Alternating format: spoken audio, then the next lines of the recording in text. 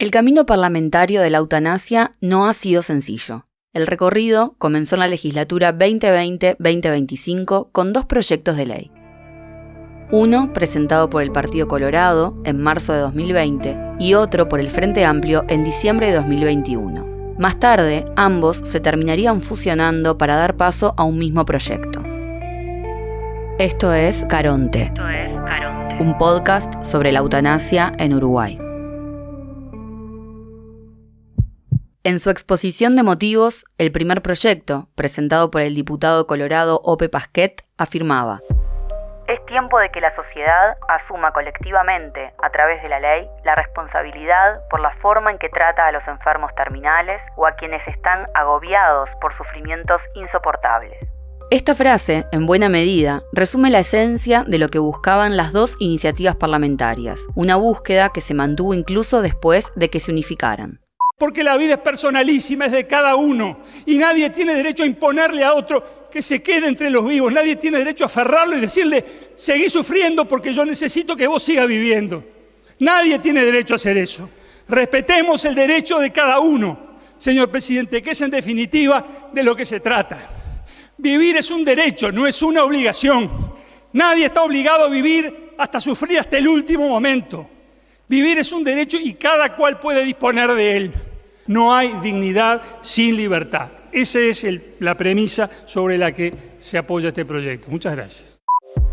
Ese era Pasquet en la madrugada del 6 de octubre de 2022. Después de una sesión maratónica, la Cámara de Diputados aprobó el proyecto. 57 legisladores votaron a favor, 39 en contra. Sin embargo, al pasar al Senado, ni siquiera logró salir de la Comisión de Salud. A pesar de que el proyecto finalmente no fue aprobado en esa legislatura, el politólogo Daniel Chaschetti considera que su discusión fue muy buena.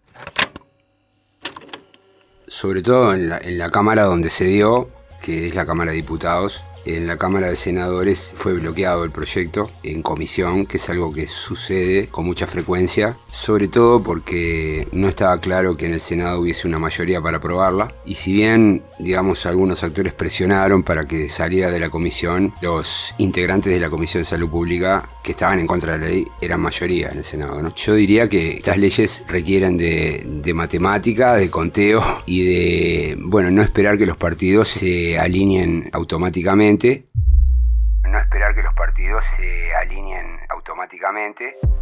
Lo que plantea Chaschetti es clave para comprender el derrotero de la eutanasia en esos 5 años. El conflicto no fue tanto entre partidos, sino dentro del Partido Colorado. Ciudadanos, sector fundado por Ernesto Talvi, fue el que impulsó el primer proyecto y después lo unió al del Frente Amplio para asegurarse votos. No obstante, al llegar al Senado, el freno vino de la propia interna de Ciudadanos. Eso fue lo que permitió abrirse paso en la comisión y le permitió construir una mayoría en la Cámara de Diputados. Cuando mirás el comportamiento de Ciudadanos, que ahora ya no existe más, pero en ese momento era el grupo de Talvi se fue de la política y lo quedó liderando Adrián Peña. Y en la Cámara de Diputados se comportó Ciudadanos de manera disciplinada, cohesionada. Pero cuando pasa al Senado aparece el caso de Carmen Sanguinetti, que era de Ciudadanos y que ella no estaba dispuesta a votarlo. Creo yo que también por sus convicciones religiosas, ahí se generó el desbalance y la imposibilidad de que siguiera adelante. ¿Qué pasó en la Cámara Alta? Para empezar, escuchemos a Chaschetti explicar en qué consiste la teoría del poder de agenda. El poder de agenda es la capacidad de un partido de tener el control del flujo parlamentario. Y tener el control supone jugar como un gatekeeper, es decir, un regulador. El poder de agenda, en definitiva, es la capacidad de un actor político de determinar qué proyectos se aprueban o se aceleran, se les da trámite y qué proyectos se bloquean. ¿Cuáles son los criterios para establecer prelación o para definir cuáles pasen o cuáles no? Programáticos, ¿no? Es decir, el gobierno tiene un programa y todo lo que esté fuera del programa lo va a bloquear. Y la oposición muchas veces escribe proyectos y ya sabe de antemano que no pueden salir, pero escribirlo es un acto político. Uno le puede mostrar el proyecto a los ciudadanos y explicarle que no salió porque no hay votos. Entonces los ciudadanos que votaron al partido de la oposición van a estar conformes porque hicieron el esfuerzo.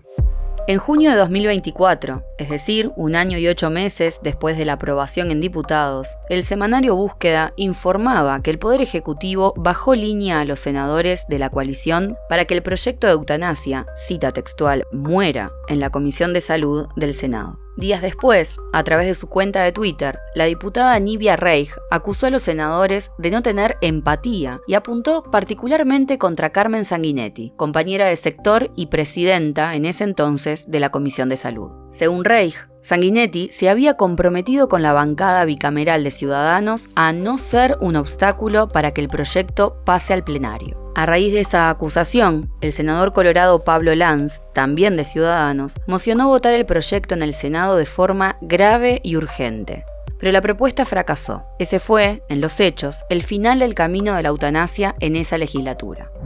Esto ocurrió a la interna del Partido Colorado. Pero, ¿qué pasó en el resto de los partidos que integraban la coalición multicolor? Cabildo Abierto se ha mantenido firme hasta hoy en una postura contraria y unificada. En el caso del Partido Nacional, hubo y hay voces favorables, aunque la gran mayoría de sus dirigentes y legisladores se mostraron contrarios al proyecto. Me impresiona bastante esto de que el Partido Nacional esté tan cerrado y tan comprometido filosóficamente, porque históricamente tenía un ala muy liberal, incluso anticlerical, ¿no? Y que tenía que ver con el pensamiento autoral y más que agnóstica, digamos, y eso se ha ido perdiendo, ¿no? Se ha ido, a medida que se achicó, hay que saber eso, ¿no? El Partido Nacional desde el 2004 no para de achicarse, pese a que ganó la presidencia, pero la proporción de votos que logra elección tras elección cada vez es más chica, como que se ha ido volviendo más homogéneo en las preferencias y también en determinadas visiones que predominan dentro del partido, ¿no? Y no es algo que le pase al Partido Nacional. En general, los partidos cuando se encogen pierden diversidad, ¿no? Es decir, cuando un partido crece, naturalmente adquiere diversidad porque recibe un número de votantes nuevos que agrandan la agenda, que tienen nuevos puntos de vista. Cuando un partido se encoge, le pasa eso, ¿no? Se vuelve más homogéneo y es más fácil de controlar. No tengo claro si va a mantenerse absolutamente unido y cohesionado frente a este proyecto, pero puede darse el caso de que algunos no entren, eso es algo más posible, sobre todo del interior. Así que me parece que en definitiva, y esto es como una opinión, hasta se podría decir un pronóstico, yo creo que tiene más chance el proyecto en esta legislatura que en la anterior. Y me dirijo finalmente a todos los uruguayos que hoy puedan estar enfrentando situaciones difíciles de salud y que están peleando por salir adelante. Quiero transmitirles que no vamos a avalar que sus vidas valen menos. No nos vamos a resignar a que se les quite protección del Estado. No vamos a permitir sin que antes se les garantice el alivio al sufrimiento con todos los recursos que hoy la sociedad uruguaya tiene disponible. Se puede, sí, claro que se puede lograr que el Uruguay tenga cuidados paliativos para todos. ¿Cómo no vamos a poder? Ese Uruguay de la resignación no es el Uruguay que demostró estar muy vivo en la pandemia. Ese era el diputado del Partido Nacional, Rodrigo Goni, durante la discusión en la Cámara de Representantes en 2022. Para explicar el comportamiento de los partidos en la discusión política actual, Chaschetti apela a la historia. De esta manera, revisa cómo ha fluctuado la dinámica parlamentaria en torno al tema, y con ello, sus posiciones políticas, que en definitiva son las que fidelizan a un electorado u otro. Esto, entiende, es la clave de su supervivencia. Los 60 fue un momento único porque se invirtieron los partidos, pero el Partido Colorado históricamente era el partido de centro-izquierda, tenía una fracción de derecha que era el riverismo, pero en realidad, más allá de estar superpuestos en algún sentido, había como tendencias dominantes que lo ubicaban uno en el centro-izquierda y otro en el centro-derecha. Lo que señala es que con la irrupción del Frente Amplio, esa distribución histórica empezó a resquebrajarse. El crecimiento del Frente Amplio los apretó a los dos partidos y perdieron diversidad y eso se nota claramente, ¿no? Incluso es muy difícil convivir adentro del partido si uno pretende desarrollar esa diversidad. Muchas veces las encuestas de opinión pública muestran esa convergencia, ¿no? Yo soy un politólogo, entonces tengo ese sesgo. Yo lo veo como algo bueno, ¿no? Que haya una fuerte congruencia entre las opiniones de los votantes y los partidos. Esa es una de las razones y las explicaciones por qué los partidos sobreviven. Cuando los partidos se desmarcan, pierden convergencia con sus electores, es cuando el sistema entra en crisis, que eso es algo que tiene que mirar todo el tiempo, cada partido. Si sus posiciones no están alejando de la perspectiva o la mirada que tienen sus votantes. Chaschetti utiliza como ejemplo la Ley de Regulación y Control de Marihuana, aprobada en 2013. siempre que miré las encuestas sobre la ley de la marihuana no había un apoyo mayoritario en la población. Sin embargo, hubo una mayoría en el Parlamento que la aprobó y luego hubo un gobierno que no la derogó. A pesar de que adentro de ese gobierno había gente que estaba en contra. A veces es la democracia conducida y a veces es la democracia que se deja conducir por la gente, ¿no? Entonces digamos que se necesitan una combinación correcta de las dos cosas, ¿no? Líderes que muchas veces conduzcan a la masa y otras veces masas que conduzcan a los líderes. Y acá vale una digresión. ¿Qué pasó con la Iglesia? Chaschetti aporta su visión sobre el rol que tuvo esta institución, también desde una perspectiva histórica. La Iglesia llegó tarde, el Estado llegó tarde, la Iglesia llegó tarde, la gente llegó tarde, los primeros que llegaron fueron los partidos, ¿no? O sea, cuando Uruguay se independizó, había 75.000 personas.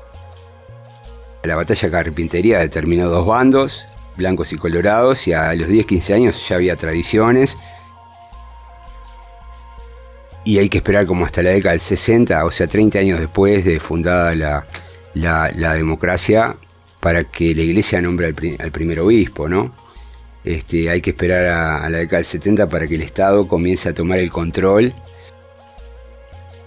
En esa sucesión de eventos, primero aparecieron los partidos, que es algo que en ningún país de América Latina, ¿no? En América Latina, es como decía Raúl Azúa, toda la sociedad, todas las sociedades se construyeron en un trípode, donde estaba una oligarquía, normalmente vinculada al comercio, el ejército, que tempranamente se profesionalizaba, y la Iglesia. Sea por voluntad política o por impulso de las masas, lo cierto es que al momento de grabar este episodio, el proyecto de eutanasia tiene media sanción en diputados y parece encaminarse a una aprobación en el Senado. El apoyo que recibió en la Cámara Baja fue más amplio que en 2022. Con la nueva composición, el Frente Amplio no tenía los votos necesarios, pero sumó voluntades de 4 nacionalistas y 12 colorados. En total, el proyecto cosechó 64 votos a favor y 29 en contra. Se cierra la votación. En 93 presentes, 64 votos afirmativos, 29 votos negativos. El resultado es afirmativo. La discusión fue por los mismos carriles que 3 años atrás y tuvo como un momento destacado las historias que relató el diputado oficialista Luis Galo. Detrás de la eutanasia hay personas, hay caras humanas que nos están acompañando en las barras. Hay corazones que laten, hay historias de vida. No son únicamente palabras y fundamentos para debatir en la Cámara. Son reclamos postergados que esperan una respuesta. Es por eso que quiero que sean parte de este momento. Pablo Canepa, 38 años, ataxia cerebelosa.